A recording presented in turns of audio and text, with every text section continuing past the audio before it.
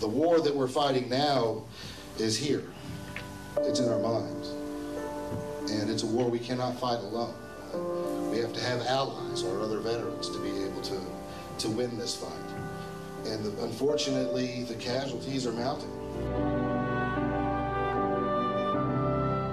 In fact, more soldiers are dying here at home than on the battlefield. The more I learned about suicide and how psychologists and psychiatrists, view it, the more I realized just how close I actually was, to doing it. Stephen is one of the lucky ones. We'll highlight his story, as well as the treatments available to our returning veterans, from healthcare workers to Houston Police Department's crisis team. Over the last 5 years, the numbers of contacts we've had with veterans have increased every year, and they're continuing to increase. We're all wired differently in the head. Everybody is all different, and just because you're affected by something and someone else isn't, that doesn't make you weak. The biggest thing is that you're not weak for getting help. We are shining the light on military suicides on this very special edition of Fox 26 Morning News Extra. And good morning, and thanks for joining us for this special edition of Fox 26 Morning News Extra. I'm Natalie Bomke. We've just celebrated another birthday honoring this great nation. We have a lot to be proud of in this country, including the greatest fighting force in history. But they are dying in record numbers. And I'm not talking about on the battlefield, but rather by their own hands. A recently released report out of the Department of Veterans Affairs found on average about 22 veterans a day committed suicide in 2010. It is an American tragedy that remains underreported. We start this broadcast with the story of a Houston Air Force veteran, Stephen Otero. The enemy he faced when he returned home from the field of battle was post-traumatic stress disorder. His story is one of perseverance and love. It will give you a glimpse into why so many veterans are taking their own lives. You ready?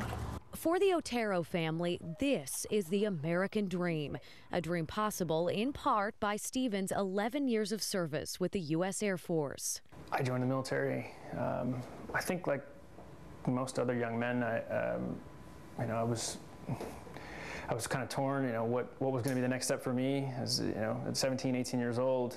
Not really sure if college was going to be, the path that I wanted to pursue. And, but I knew that I needed to do something to take the next step in life and, start trying to grow up a bit. And the military ended up being just exactly what I needed. Stephen would soon find that his loving wife, Sarah, was also exactly what he needed to win the battle of his life. The couple was married less than a week before Stephen's first deployment to Iraq. Their twins, a constant reminder of how far they've come. I was worried that if I died over there that I wouldn't leave her with anything. And it was time anyway, and it just so happened that chain of events kind of went down the way it did, but it was time. After 5 years, it was time. In Iraq, Stephen was part of a team that responded to improvised explosive devices, approaching the devices on the ground and analyzing their makeup. The intensity of the job was unlike anything he had ever experienced before.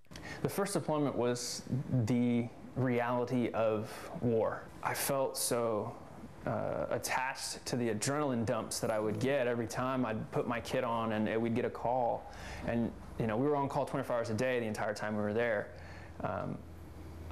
When I came home, I was searching for that feeling again. I was searching for that feeling of, this is about to happen, this is what you have to do, and then this is how things are going to play out. And I couldn't find anything at home that delivered the level of intensity or adrenaline that hopping into the back of a combat vehicle brings to a person. After the first deployment, there was a whole new element there that we had to learn to balance. He changed, a lot from before he went to Iraq to when he came home, and I didn't know what to expect, and I wasn't sure how to help him. 6 months overseas and Stephen was back home, but in his mind, he never left the battlefield. He longed for another opportunity to return to combat. Really, it was it was overwhelming. I mean, you have one person that, I mean, I felt like he was a new person, so I didn't know how to play off his mood swings. I didn't know how to react, if I should be quiet or if I should, you know, get him to talk to me about what was going on, if I should just give him space. I didn't know what he needed. And I tried a lot of different things, and some things worked and some things didn't, and it was scary. There was physical pain related to Stephen's mood swings, the repeated vibrations from rocket-propelled grenades landing near his unit, and the detonation of IEDs wore on Stephen's body and mind. The results were sleepless nights, aggression, anxiety around large crowds, pain, and isolation. In my opinion, the only help I got was, you know, going with him to his appointment, really. It wasn't until things became much more severe after Afghanistan that they also offered me maybe I should go talk to a psychologist, but it sort of helped, but it really didn't, because the psychologist they sent me to didn't have any expertise in the area, so she didn't really know how to guide me on how to help him. During his second deployment, Stephen saw the war effort from a new perspective, now operating as a combat photographer. But what he viewed as therapy, returning to the world he was trained to be a part of, ultimately did not take away the pain. I had this idea in my head that if I could just get back over there, that everything would be okay. And so I worked really hard to try and be ready, just ready enough to go ahead and, you know, throw my kit back on and grab my helmet and get back out the door. And I felt like I needed it. I needed that to move forward, was just let me go back to war again, different area of operation, but you know, hopefully that would help me renormalize again. And it did. As soon as I hit the ground in Afghanistan, I felt like $1 million, you know, and yet again, I was so ready and eager to be out there, but I just couldn't turn it off when I came back home. And when I came back home from Afghanistan, I mean, I was all smiles and hugs initially, but I mean, really, even the very first, you know, 2 or 3 days back from Afghanistan, I was freaked out in my house and was on the phone trying to call doctors to say, hey, I know something is not right already. Military doctors prescribed Stephen 11 different medications. He was taking up to 30 pills a day. There were sleep aids, antidepressants, mood depressors, and pain management pills. He was left drifting in and out of reality, unable to live what he believed to be a meaningful life. Lost. How do I help? What do I do? Sad, because I loved him so much, and for him to not love himself at that point it hurt. It hurt. And so I just try to show him how good he really had it, try to talk to him about it, try to explain that to him. You know, of course, the level of medication he was on, I didn't really get that. You know, there wasn't, sometimes the level of medications he was on, there wasn't much there. He was kind of a zombie. And so my opinion on that part was that it wasn't helping. The more I learned about suicide and how psychologists and psychiatrists, you know, view it, you know, the more I realized just how close I actually was, you know, to doing it. Because I was in this rehearsal stage and practicing, and I had drawn out and diagrammed the room that I was going to do it in and how specifically I was going to do it, the time of day that I wanted to do it.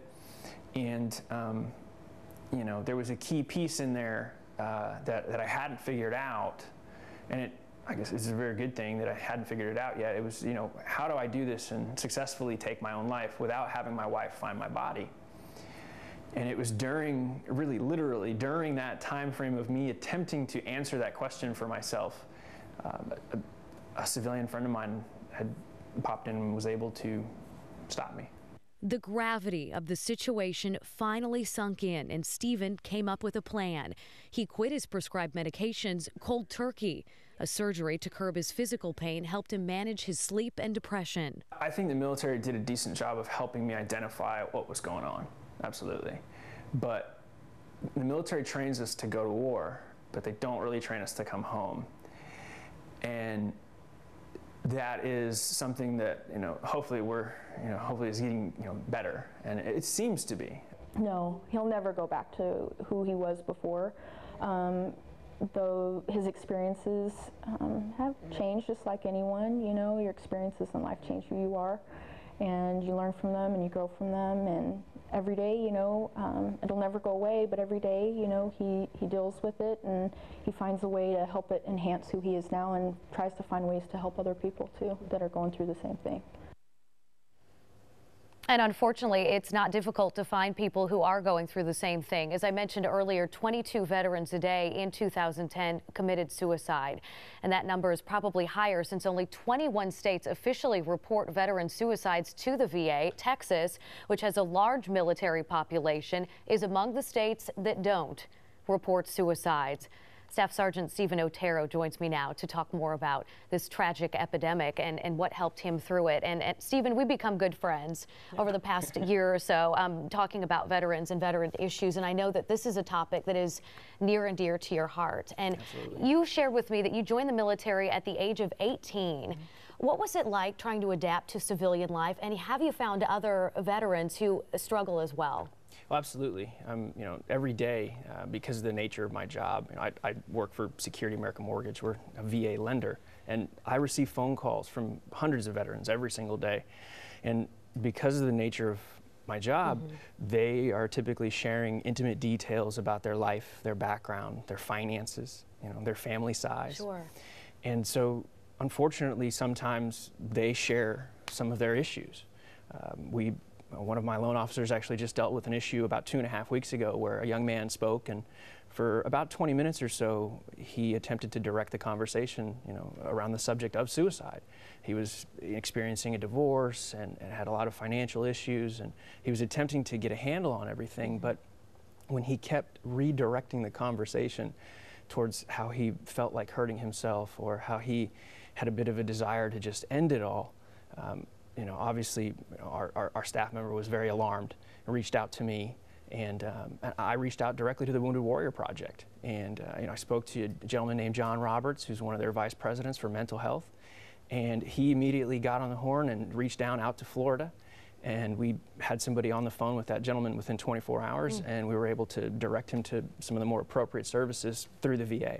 Let's talk about the Wounded Warrior Project, because that has dramatically changed. Just over the past year or so, there are now outreach branches for each division of the military. Talk a little bit about that, because I think that's something that many veterans don't know about. Right, absolutely. And the Wounded Warrior Project is one of the, most wonderful veteran nonprofit charities that that exists out there. They've very well funded. They have the ability to reach out nationwide. But now, thankfully, the different individual branches of the armed services have caught up with attempting to provide outreach that the nonprofits have been providing, here during this gap of time where, unfortunately, the Department of Defense didn't have these large outreach offices set up. Now, as an Air Force airman, I can reach back out to San Antonio and contact the Air Force Wounded Warrior Program Office, and they will actually help provide very specific services in conjunction with the nonprofits, in partnership with them as well. And so, things that weren't available to me, a few years ago, things like, adapted sports, and programs to help me do yoga or learn other things, learn fishing, learn hunting, do other things that are positive, and be able to channel what could be negative energy and try to turn it around and look on the bright side and always find that silver lining. And that's what you've been able to do through those adaptive sports, right? Absolutely. The Air Force reached out to me last summer, about 2 months after I was discharged, and they gave me a call and they said, "Hey, Stephen, we have this new program. We just stood this up, and we'd like to invite you to come and learn how to play wheelchair basketball. We'd like for you to come learn how to, shoot an air pistol in the Olympic-style fashion." And then in May, we just had a 10-day Warrior Games, which was a huge, huge event. You know, we had all the branches of the military sent a team out there. We even had, you know, Prince Harry and our partners over in the UK come by, and they were huge, huge supporters. Prince Harry actually said that he was making a promise to all of our veterans here that he wanted to host an international Warrior Games here coming up in the next few years. The power of healing through sport is just immense. You know, it really gives us a good, positive, and healthy avenue to channel all of our energy. And that's wonderful. That is just wonderful that you found that. We appreciate all your time and, of course, your service. Thank you, Stephen. My pleasure, absolutely. And if you'd like to connect with Stephen, you can go to our live chat page on myfoxhoustonlive.com. He's going to be online shortly. He's going to be chatting throughout the hour with you. Any questions that you might have about his service or some of the organizations that he can connect you with.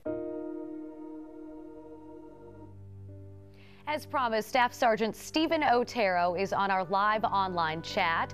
You can connect with him by going to myfoxhoustonlive.com. This year, the Houston Police Department established a division dedicated to mental health emergencies. And now, when someone dials 911 concerned about an individual suffering from a mental illness, a specialized team will respond. The Crisis Intervention Response Team is staffed with a licensed counselor who has limited access to health records. Officers can then assess the risk of a situation before they get there. The division is taking it a step further and trying to create a unit that specifically responds to veterans in crisis. Over the last 5 years, the numbers of contacts we've had with veterans have increased every year, and they're continuing to increase. And we're seeing more veterans, younger soldiers. If I confront an individual who has been through combat and has a lot of experience in the military, I myself may not be able to provide that one-on-one peer consultation. All new police officers undergo 40 hours of training on crisis intervention and de-escalation, and then every year they go through an 8-hour refresher course.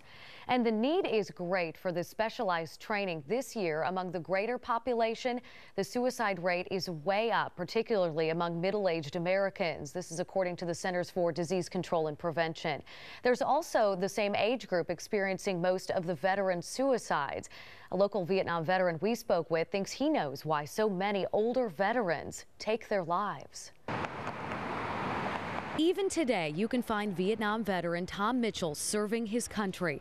He continues to take care of his comrades, those who found their way off the streets of Houston and into the hands of a growing nonprofit called U.S. Vets.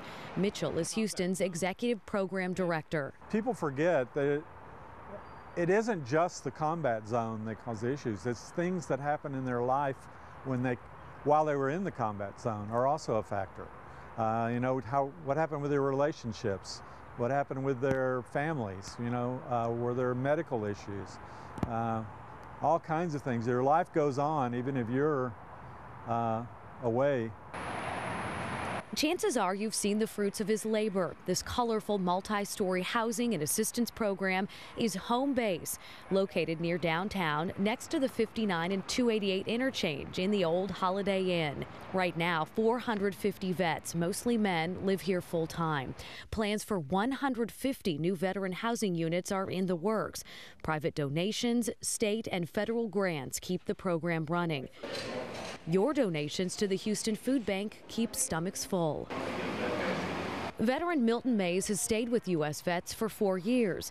He remembers why he served in World War II. Helped to save a whole lot of people. A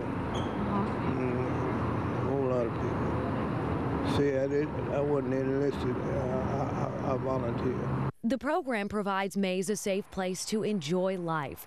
He says he spends his days watching television and reading his Bible. I just thank the Lord that He blessed me every day. I couldn't have made these 90 years if it hadn't been for Him.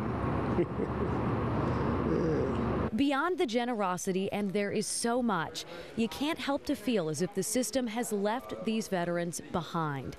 From Mitchell's experience, the statistics don't necessarily tell the whole story. If you think about it, not a whole lot was provided for Vietnam vets, so they were just ignored, and if they committed suicide, it's because they committed suicide. It had nothing to do with being a veteran. There are ways to to deal with it, bring it out in the open, deal with it in a logical manner, allow them to have the services that they need, but also allow them to move on with their lives, with jobs. I've heard people not want to hire veterans because they're afraid they have some sort of issues, and we don't want to go there.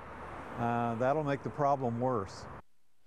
If you know a veteran who could benefit from the housing, counseling, or employment assistance offered by U.S. vets, we've posted a link to their website on myfoxhouston.com under the Seen on TV page. The organization also hosts weekly meetings of Alcoholics Anonymous, Narcotics Anonymous, and Cocaine Anonymous, and you don't have to be a veteran to attend. Recognizing the high rate of suicide among veterans, the federal government began putting more money and staff into suicide prevention in 2007. And the new system puts veterans in crisis on a fast track for getting help, and it identifies those who are at a high risk of suicide. Well, this is a big facility, so we're passing the post-deployment clinic, and this is the area that newly returning veterans from Iraq and Afghanistan can come as their first stop. They can get a mental health exam, they can get a physical exam, they can get social work assistance, they can do their enrollment right here in this one waiting room. Inside Houston's Michael E. DeBakey VA Medical Center, this is where it all begins for our new veterans. The city is home to more returning veterans than any other area in the U.S. And then from here, then where would they go? It depends on what they need. If they decide we want a specialty program for PTSD, if they need alcohol or substance abuse, if they need some TBI, a traumatic brain injury exam, all of those exams are scheduled out and consulted out from here. Veterans have been critical of the way their health issues are handled by the Department of Veterans Affairs, some seeing the VA as a last resort for care. But a new presidential mandate is aimed at changing that. The Uniform Mental Health Services Act requires VA facilities across the country to provide an equal level of care. Dr. Karen Thompson is director of the DeBakey VA PTSD Clinic. For people who are critical of the way the VA has treated PTSD, what would you say to them? The VA has been criticized about backlogs of claims, and that's something that's being addressed. But the clinical care that's being provided has been enhanced by these very high standards and by the addition of many mental health staff at every facility. So we have performance measures, there's oversight, patients have to be seen within 14 days and have to be able to get an appointment within 14 days. So I think the clinical care side of the VA in mental health is working better than it ever has. You've worked with the VA for 23 years, since the late 80s, early 90s. So talk a little bit about the pathway for treatment for PTSD, how it's progressed over the years. So the VA has really, over the last 6, 7, 8 years, really put forth a lot of effort to train mental health professionals across the country to provide the best treatments, the treatments that we know work based on the research and based on very strict criteria. And Dr. Thompson says research shows psychotherapy or counseling with the veterans and their families is the best treatment for PTSD. She says 15 to 18% of returning veterans have a mental health condition. Dr. Laura March is executive director of mental health care at the DeBakey VA. The department has hired 200 additional employees in the past few years to combat suicide. 50% of the individuals who complete a suicide have never been seen in mental health settings.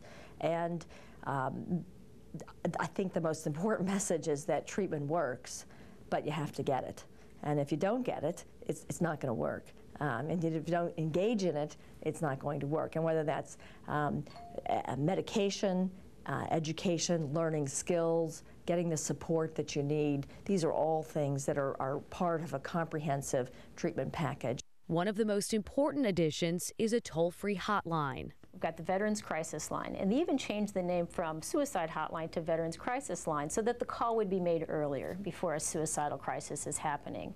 If that's the original entry point, that is a national hotline. It's actually for anyone who's suicidal, but a veteran's instructed to press 1, and then they're speaking to a VA employee who happens to be in New York, but they know how to work with the VAs throughout the country. The Michael E. DeBakey VA Medical Center in Houston is using yoga and meditation in its treatment of veterans with PTSD and traumatic brain injury. The nonprofit providing the instruction at the hospital is called Expedition Balance. We spoke with the organization a year ago. To date, they have helped 160 local veterans through yoga, meditation, outdoor recreation, and nutritional counseling. And another alternative program involves veterans learning to play a musical instrument, write songs, and read music. The Houston nonprofit called Rock for Recovery was founded by disabled Army veteran Paul De La Cerda. He discovered he was able to escape his war wounds through music. His band, Warrior Spirit, is made up of all veterans. They travel the country performing for their comrades.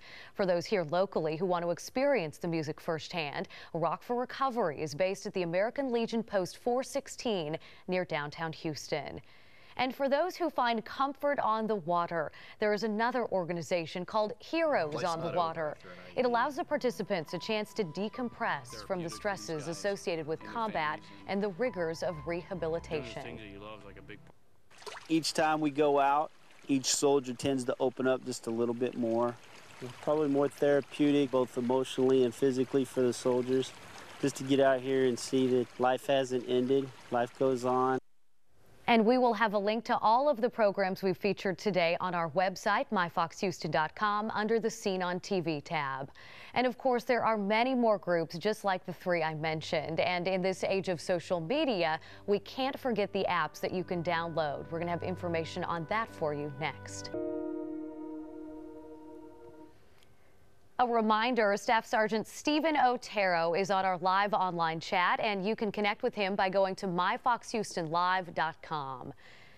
There are new smartphone apps and social media programs that are placing hope and support for veterans right in their pocket. And social media expert Ashley Small from Medley Incorporated joins me now with some new programs developed by the Department of Defense and some other organizations. And Ashley, you've got quite a few to go through here, I know, that are very helpful. So the first is a social media network. Talk about that one. So veteranstogether.com is the first and only social media network designed by veterans for veterans. It's like combining Facebook, Twitter, LinkedIn, and MySpace, believe it or not, all in one app to help family members and veterans connect, find job opportunities, and just stay in touch in their own space online. And then there are 3 apps you're going to address as well. The first one deals with PTSD. Yes, a PTSD coach is actually intended to help veterans find a platform to trigger responses and track their symptoms and kind of monitor their patterns as they work through PTSD.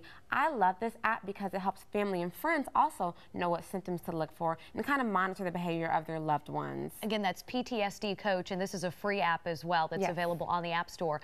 Claims Coach app, what is that one? So Claims Coach, you know, it can be a process to go get your veterans benefits. So this kind of walks you through the process of getting your veterans benefits. Everything from scheduling an appointment to finding a service officer nearby to also going through the process of organizing your documents. It has a claims organizer that you can actually organize your documents with.